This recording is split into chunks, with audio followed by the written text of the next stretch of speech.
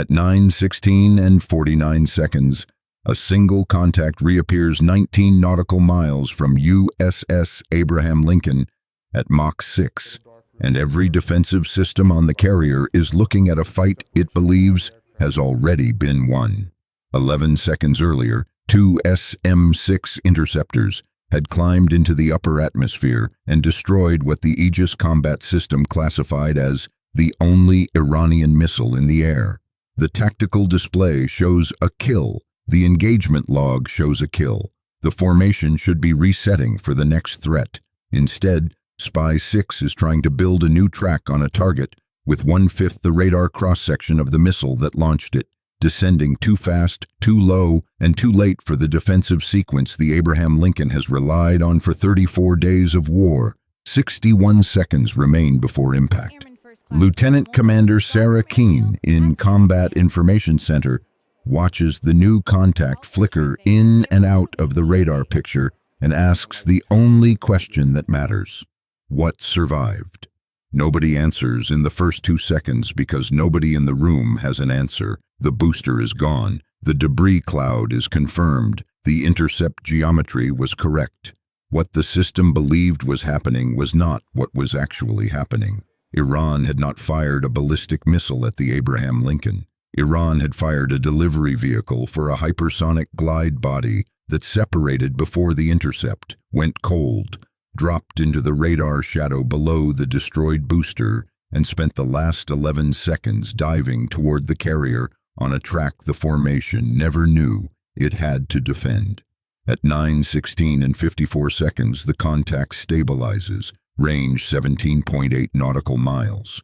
Altitude 31,000 feet, speed Mach 5.7, bearing 082 relative. It is descending on the carrier's forward quarter, not the center line, not the island, not the escort screen. It is aimed at the bow section of the flight deck, where 4 FA-18F Super Hornets are being armed for a retaliatory launch. Keene orders 2 more interceptors. USS Delbert D. Black, 6.4 nautical miles off Abraham Lincoln's port beam, assigns the shots. The fire control computer begins solving for a target that should not exist. 56 seconds remain. To understand what is happening, you need to understand why this missile is more dangerous than the weapons Iran had already fired at American ships in the Arabian Sea. This is not dangerous because it is the fastest missile Iran has used. It is dangerous because it is built around a false kill. With the modified Fatah II that left the Iranian coast at 9:13 and 41 seconds, was never intended to survive all the way to the carrier. The booster was supposed to die.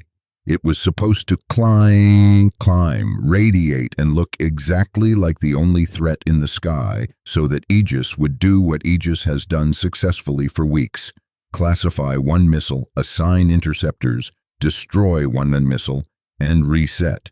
The real weapon was the glide body riding inside the thermal wake of the booster, protected from clean tracking by the same plume that made the booster easy to see. At 63,000 feet, 47 seconds before the SM-6 intercept, the glide body separated on a downward offset of 11 degrees, shut down its active emission package completely, and became a small, cold maneuvering target descending through the gap between long-range interception and close-in defense. Though Iran did not design this weapon to defeat the carrier's defenses, Iran designed it to make the carrier's defenses fight the wrong part of the weapon. Chief Petty Officer Daniel Reyes had been thinking about that problem for 19 days. Reyes was not the air defense commander. He was not in command of the ship. He sat 2 compartments away in the electronic warfare suite, listening to things other people considered background noise. 19 days earlier, after a failed Iranian strike against USS Gerald R. Ford, he had filed a 7-page assessment on an anomaly nobody else thought mattered.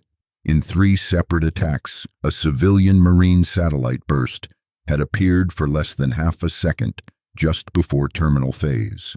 The signal had not come from the missile. It had come from somewhere on the water.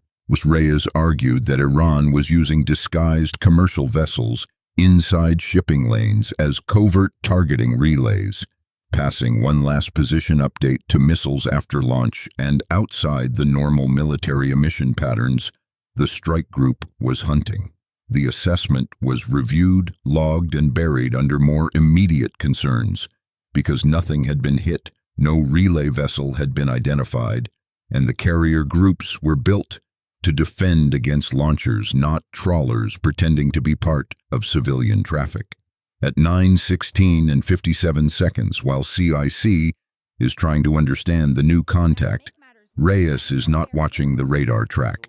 He is looking at a burst transmission that just hit his passive display at 9:16 and 46 seconds, 3 seconds before SPY-6 reacquired the glide body. It lasted 0.4 seconds. Civilian band uplink, narrow beam, was origin bearing 196 relative from the carrier's current course. The same signature he wrote about 19 days earlier. He pulls up the emissions archive and sees a second detail nobody else in CIC can see yet.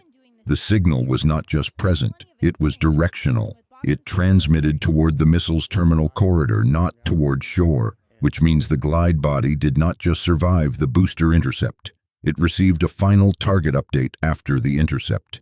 Iran was not relying on launch coordinates. Iran was steering the weapon in real time. At 9:17 and 02 seconds, the first of Delbert D. Black's 2 SM-6 interceptors clears the destroyer's vertical launch cells. The second follows 4 seconds later. Keane now has 1 glide vehicle, 2 interceptors, 48 seconds to impact, and a target that continues shifting its descent path by fractions of a degree that are too small to look dramatic and large enough to corrupt every firing solution built more than 5 seconds earlier. That is the hidden logic of the attack. A ballistic missile is dangerous because of speed. A glide vehicle like this is dangerous because speed and maneuver together compress the kill chain faster than doctrine can correct. The ship does not run out of missiles first. It runs out of time. At 9:17 and 08 seconds, Reyes calls CIC. The missile was updated from the surface. Civilian band burst, bearing 196. It has a relay. Keane tells him to mark the emission and stand by. She does not dismiss him. She cannot act on it yet because the immediate problem is still the glide body at 13.1 nautical miles. Merciless has 42 seconds left and 2 interceptors in the air. The bridge maintains course because any major maneuver before the next intercept window would degrade the solution further. That is exactly what the weapon is designed to force. Hold steady and remain targetable. Maneuver early and make your own defense collapse. At 9:17 and 15 seconds, the glide vehicle drops below 24,000 feet and executes its first visible terminal correction. It is not a violent turn. It is a measured lateral shift of 2.2 degrees to port, just enough to force Delbert D. Black's lead interceptor to chase a geometry that no longer exists. The SM-6 reaches projected intercept at 9:17 and 19 seconds and detonates 170 meters above and aft of the target. Too far. The fragmentation cloud passes through empty air. The glide body continues inbound. If 31 seconds remain, the second interceptor is already climbing into a worse picture. The first miss did not just fail to kill the target. It confirmed the target's design. The glide body is not making large evasive moves. It is making exact, low-authority corrections timed to the rhythm of the American kill chain. Iran calculated how long it takes a ship to detect, classify, solve, assign, and fire. Then it built a weapon that moves just enough to make each solution stale by the time the interceptor arrives. At 9:17 and 21 seconds, Reyes stops waiting. He overlays the 0.4 second burst with merchant traffic bearings and finds a match 22 nautical miles south of the carrier's track. A small coastal freighter that had been drifting at 4 knots for 51 minutes inside a lane where everyone else was making 12 to 16. And it had transmitted no distress call, no course update, no engine report, Nothing except the same short uplink Reyes had seen before. The ship's AIS identity says Panamanian Registry. The emission pattern says Iranian Fire Control Relay. Reyes knows what that means because the earlier assessment he wrote included one estimate that now matters more than anything on the tactical display. If the final update is transmitted before the glide vehicle begins terminal weaving, the missile's control authority is finite. It cannot absorb a large target shift in the last seconds of flight if the final geometry changes faster than the fins can correct. At 9:17 and 24 seconds, the second SM-6 detonates.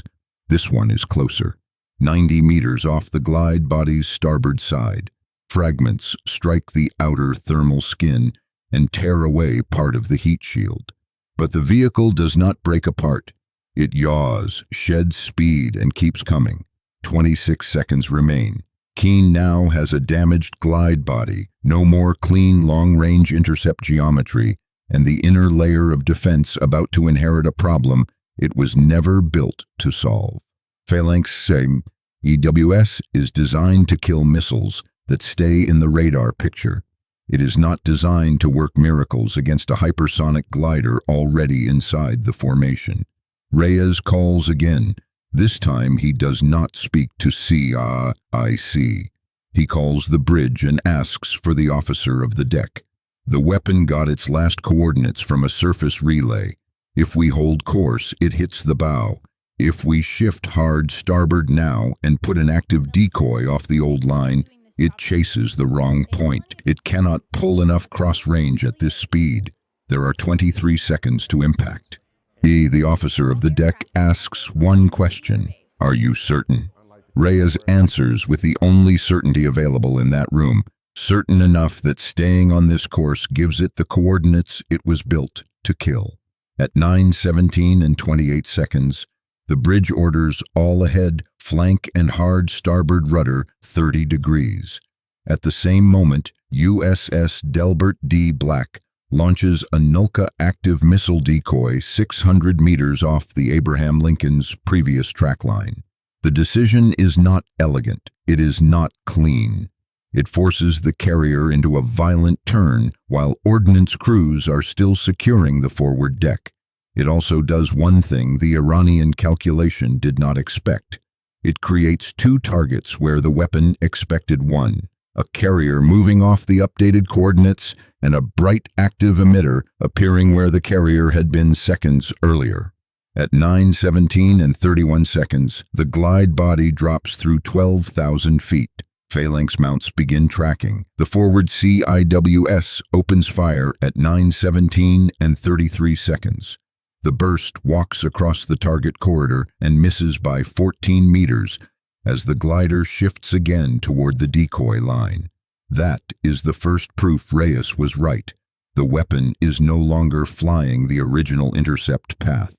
It is correcting toward the false picture, but the correction is incomplete because the glide body is damaged and the turn rate available at this speed is limited.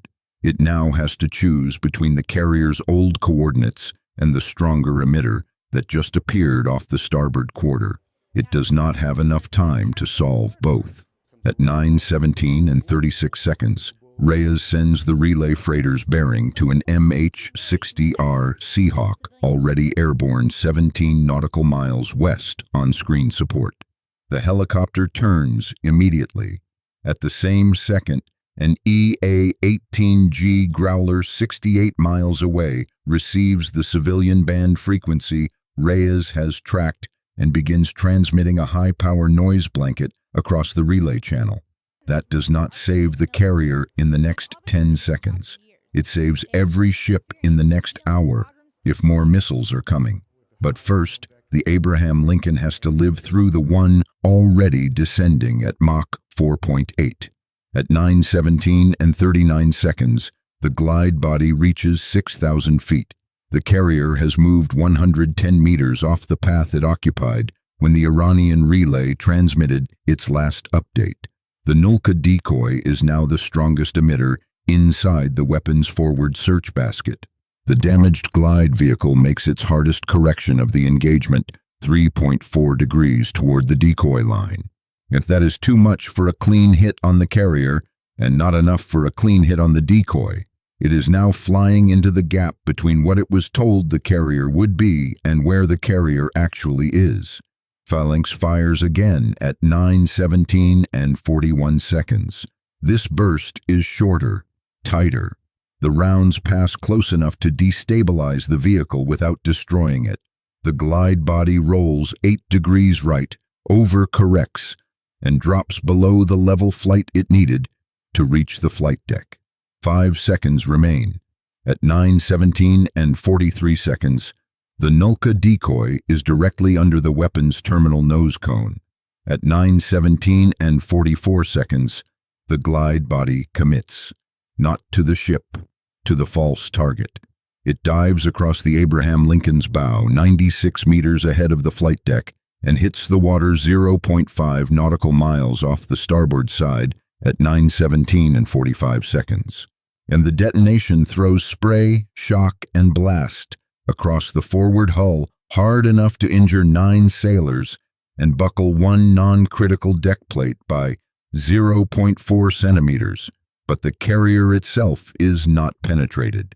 The armed aircraft on the bow do not detonate, and the catapults remain operational. The ship never stops sailing. At 9:17 and 52 seconds, the Seahawk's radar confirms the relay vessel south of the formation. It is not a commercial freighter. It is a converted coastal cargo ship with its deck containers arranged to hide an uplink mast and a retractable directional antenna. The crew tries to dump the mast and turn away. It is too late. At 9:18 and 11 seconds, the helicopter fires its first AGM-114 Hellfire. The second follows 3 seconds later. Yes, the relay ship burns from the bow to stern and sinks in 11 minutes with its transmission package still powered long enough for Reyes to capture the full handshake sequence that had guided the missile toward Abraham Lincoln. The response on the coast is harsher. At 9:19 and 06 seconds, Reyes finishes triangulating the origin of the missile's pre-separation handshake to a hardened control shelter 312 kilometers inland from the launch point, connected not to the mobile launcher itself, but to the network that paired launch data with the relay vessel's updates. Rear Admiral Carver authorizes immediate strike. At 9:24, 4 BGM-109 Tomahawk cruise missiles leave the escort's launch cells.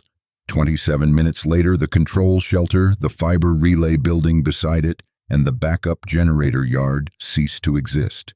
At 9:56 and 14 seconds, two FA-18F Super Hornets from Abraham Lincoln, the same deck the missile was supposed to turn into a secondary explosion, launch with GBU-31J DAMs and destroy the abandoned mobile launcher site on the Iranian coast. By 10:21, the ship is flying combat sorties again. Iran's plan that morning was not simply to hit a carrier.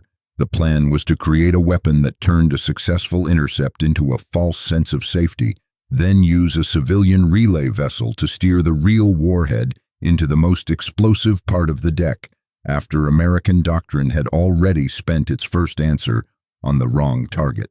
The long-range defense did exactly what it was supposed to do. It killed the booster. That was never the real fight. As the real fight began when a weapon the system thought was dead reappeared with 61 seconds left and a targeting update no radar operator could see on a scope. The Abraham Lincoln survived because one chief petty officer had spent 19 days paying attention to a burst transmission everyone else treated as noise, because he understood that the relay mattered more than the launcher, because he knew the difference between a missile guided from shore and a missile corrected from the sea, and because at 23 seconds to impact, he was willing to tell the bridge to break from the picture the system was still trying to defend. The relay ship was gone, the control shelter was gone, the launcher was gone, the carrier kept sailing. Flight operations resumed in 64 minutes. Iran had built a missile designed to make the defense irrelevant. And it failed because the one variable it did not calculate was the man who had already seen the hidden layer of the attack before the missile ever came back into the radar picture.